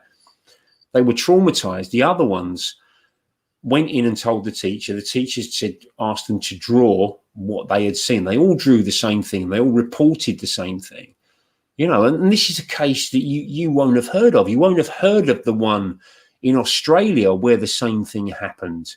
Yeah. Where 200 kids and a teacher saw this bloody thing come down and land. What year was this? The Zimbabwe one was 1994. If I knew it was not that long ago. Yeah, 1994. 62 children between 8 and 12. And this actually happened. They said that the creature was dressed in a very tight black suit with large eyes like rugby balls. They all described the same thing. So there's that one. And then you've got the one that was actually in just outside Melbourne called the Westall UFO incident. That was April the 6th, 1966, where 200 students and a teacher saw this craft come down. You've got the school here, then a little housing estate, and then this clearing. It's like a few trees. And they saw this thing come down. Now, a few of the kids decided to go and explore and find what had come down. And I saw them actually, they were being interviewed on a show in Australia. Try and find it on YouTube. It's really fascinating because they've come out now and said what they actually saw, whereas at the time they were warned not to. But one of these girls, she was walking up to this clearing where this craft had landed. It was on the ground for 20 minutes. One of her friends come back screaming in a state. Another one had fainted. This particular girl got taken to hospital, was never seen again. That's what they're saying. They was never seen again. So the student went to the house of this girl. She'd been going there for years. Somebody answered the front door and said, she don't live here. She's never lived here. And this girl was never seen or heard from again. You know, all these government officials, the army and all that turned up at the school about half hour after this craft had shot up in the sky and got chased by 4 or 5 jets. They turned up. They said, oh, it's a weather balloon. Well, why would the army and all that turn up and the Air Force for a weather balloon, you know? Yeah. So this happened. This actually happened. 200 kids in a school saw a craft. Wow. Do you think that? But you don't hear it. You don't hear it. You know? I mean, it says here, Matthew Williams performs an excellent dissection of the new UAP report on his YouTube channel. Matthew Williams, for people who don't know, he runs a great YouTube channel called The Secret Vault. Now, I've known on and off Matthew for about 20 years. I don't actually personally know him. Well, I'd like to get him on the show at some point. He's the only person who's ever been convicted of creating a crop circle. But he does a lot of urbex exploring. Now, on his YouTube today, he was dissecting, as Rick's pointed out, the UAP report. And he came out with a very, very good point. He's a smart guy, Matthew. He said, all these modern technology, why are we still looking at UFO footage from sort of even the last couple of years that looked like it's shot in the 1980s? Why haven't these stealth fighters got 4 and 8K cameras? Very good point. You know, they still look so grainy and horrible. Yeah, check out his camel, the channel, The Secret Vault. Yeah, The Secret Vault. I tried to check out his camel, but he gave me the ump. Oh, hey! I've had a spiritual attack happen to me. I'll get the code. Aliens are interdimensional. A lot of Bigfoot sightings in America have been reported as interdimensional. I'm not a Bigfoot person, but yeah, spiritual attacks. Yeah, I've known a few people who've had them. I don't think got anything to do with spirits and ghosts. I think it's something else. But yeah, I know a few people have had some of them. They're not very pleasant for some people. But you have to remain skeptical at the same time, you know. Yeah. I know. Yeah, I've tried to give the Bigfoot thing a good hearing, mate. But hi, Richard. Hello, mate. Richard just come. He's doing his own live podcast at 6 o'clock. It was the Veg Growers podcast. He's done that now. Thank you. Nice to see you, Mr. Suggett. I mean, it's 10 to 9. 10 to 9. Yeah, 10 to 9. Nearly 2-hour show. Should we keep on going for a little bit further? Can do, mate. Yeah, if you want to. Maybe till 9:15, and we'll call it a night. I have about a 2-hour limit when I'm talking. I know you've done a lot of talking today. I have had no wine yet. I know. I had one with dinner earlier on. But yeah, we will come back to this subject. We really will come back to this subject because there's so much to cover. Gaz was saying to me earlier on, he's got streams of notes. I've got quite a few notes as well. But it's all stuff we've covered today. You know, we could be here till next week covering different cases. But we'd love to hear you. If you want to email us questions during the week, just email us at the Z Planet Podcast link in the bio, zplanetpodcast@gmail.com. And we can. I've already had a few emails come through on that, which I need to answer actually, because it's not my primary email. It was actually for my old podcast. But yeah, so 20 people watching. I think we could actually go for a show just on the witnesses from the military. There's that many. Yeah. This one needs people like Rob on and things like that. They've done a lot of work with it. Well, my friend Rob Buckle and a few people, either mine next to mine. Yeah. You could do a show on that. You could do a show just on Area 51, the Bob Lazar thing. I'm gutted. When I did a road trip around West America, the west of America, from Las Vegas round, we went all over the place, Bryce Canyon, back 2011. And we're staying in Death Valley, which is a place I really want to go back to. And because of the time restraints, we couldn't even go remotely up to Area 51 or even on the outskirts because we didn't have time. I really gutted, really gutted we didn't do that now. After I go out for a drink at some point, we could talk. Oh God, Nathan, yeah. Where are you based, Nathan? Where are you based? Yeah, we'll Surrey and Kent. Where are you based, sir? I like your vibe. I like your energy. That's what I'm saying a lot now. I'm saying, I like your energy. You've got beautiful energy. Some people not so much. I've got best friends, but their energy is terrible. Thanks, Frank. Frank's put a link onto Westall UFO. You'll see it. It's fantastic. Thank you, Frank. Really, it's a compelling case, that one, just from the amount of witnesses and witnesses that you imagine trying to get 200 kids to all agree on something and none of them stand up and go, well, actually, it was all a big joke. They've never done that. They've stuck to their story. 50 years later, they've stuck to their story. So, are you in Birmingham? Okay. Birmingham? Don't want to do that. Yeah, that's not too far, Nathan. We could do that. That's not too far.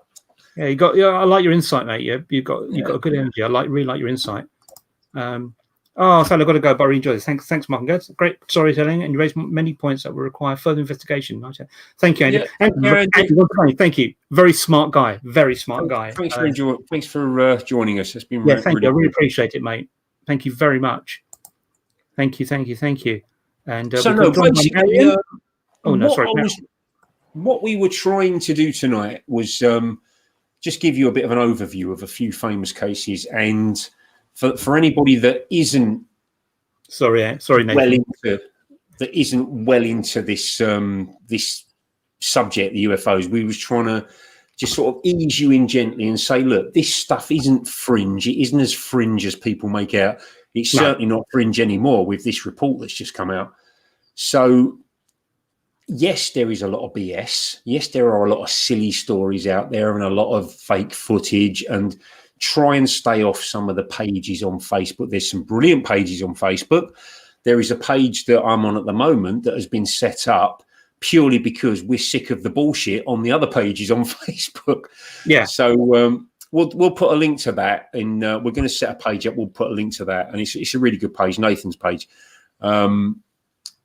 You've got to dig through the crap, and there is a lot of it, unfortunately, but you will make your own minds up to what is crap and what is credible.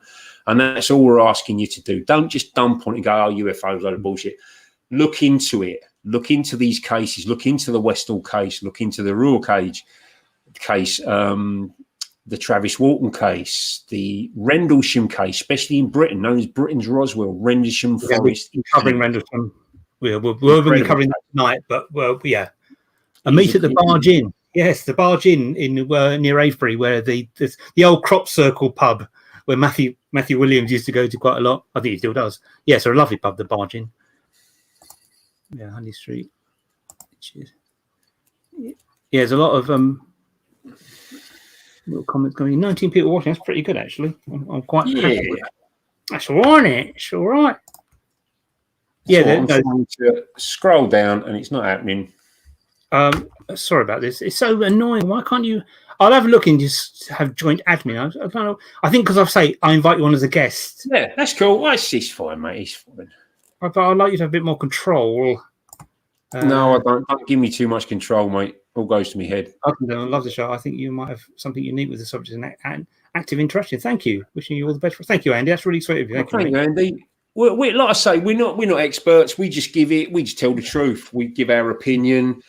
If we do get guests on, we won't be getting them on asking what their bloody favourite colour is. You know what I mean? We're going to not deliberately be rude or give them a hard time, but we're not just going to agree with them because they are famous. All right? We want to tell people what if they're famous or not. I'm interested if you know the subject, and I know people who know the subject really well who aren't on the main stage. You know, these kind of things. So they're the people I'm interested in. Yeah, gave you a great raconteur. What did I say to you earlier on before we went live? Thank you, Rick. Yeah, pretty sweet. Thank you, Rick. I'll give you the. What about me? Damn. But no, I mean, if you want to wrap it up there, Mark, we'll come up with something during the week as to what we're going to talk about next week. If you want to. That's it. We've got to talk to Gaz how often we're going to do this. Are we going to do it weekly? I'm happy to do it weekly. Or should we do it every fortnight?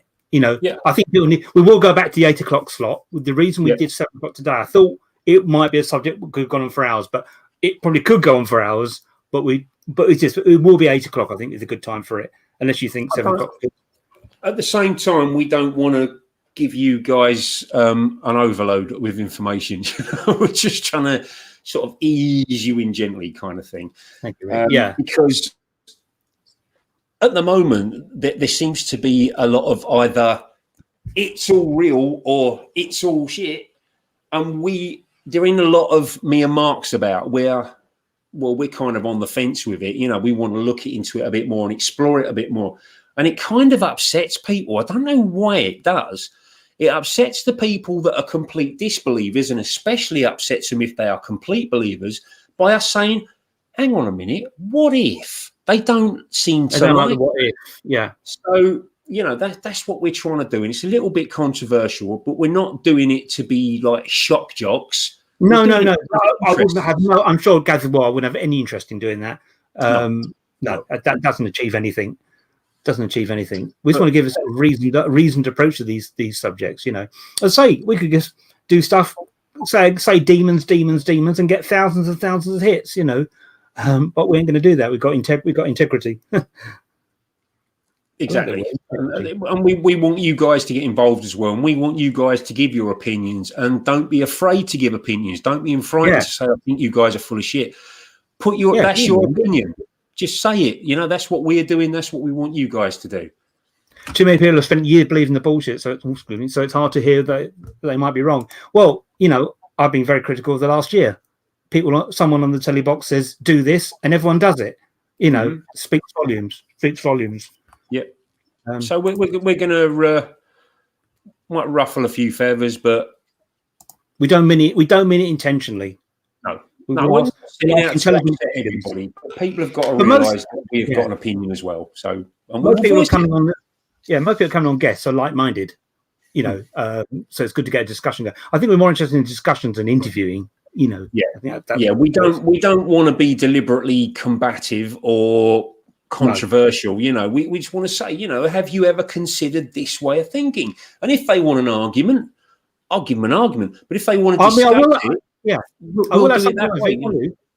If we have someone one day for Gather Night to discuss with about orbs, and they still think orbs are paranormal, come on. But we'll give you a hard time. Yeah, we'll give you a hard time. You've got to come up with the goods, you know. But I'm not going to turn around and say I think you are full of shit. I will say I don't agree with that. That don't mean I'm right and you're wrong. It just means that is my perception of that particular phenomena. I have researched it and I've come to the conclusion that orbs are that, and that. If you think they are the first manifestations of an apparition, crack on. Do you know what I mean? I don't know where that came from, but yeah, crack on. Great show, guys. Really enjoyed this one. You're both full of crap, but great to watch. Sorry, Gaz, just getting Mark back for his northern dig. I humbly bow an apology, Frank. I humbly bow an apology. No, it's cool, mate. I love it. Yeah, hopefully this will grow. I mean, we've got 20 watching. That's not too bad. That's not too bad at all. So yeah, thank you all for joining us. I say anything you want to ask during the week, just message me on Facebook or the Z Planet Podcast at gmail.com. Frank Humphries will get you on the show at some point. You know, Nathan, Michael are very, very interesting people we'll get on at some point. You know, we don't. Yeah, we're not. I've asked Nathan. Nathan's happy to come on, or one of the members. Okay, fantastic. We'll come on.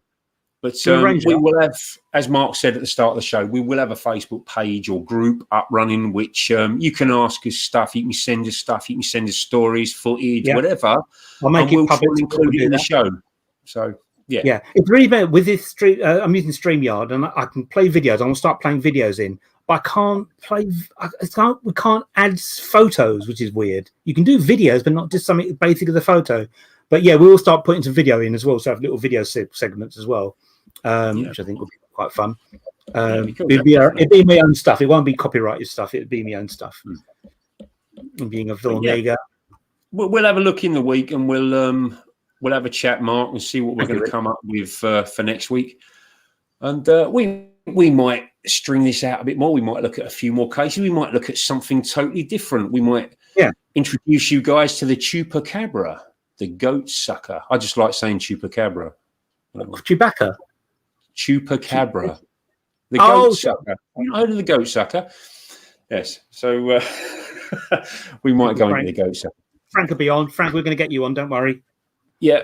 Yeah, Frank, if you want to go goat sucking, well, next week's your time, mate. We'll get it done.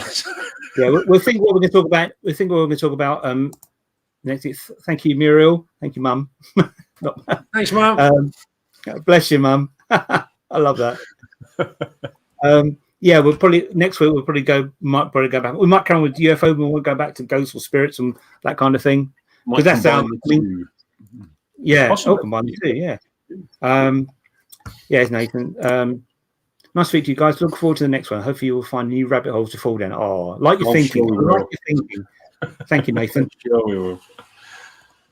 Yes, thank you very much for joining us. And we'll see you next time. I'm going to leave out with the banner if I can find it. Brown, there we go. And anything you want to add, Mr. Brown? No, just thanks to everybody that's been listening. Thanks for your interaction in the chat room. Now it is invaluable, and it's a big part of our show. So please keep it up, and we hope to see you next time. See you next time. Thanks very much, guys. Bye.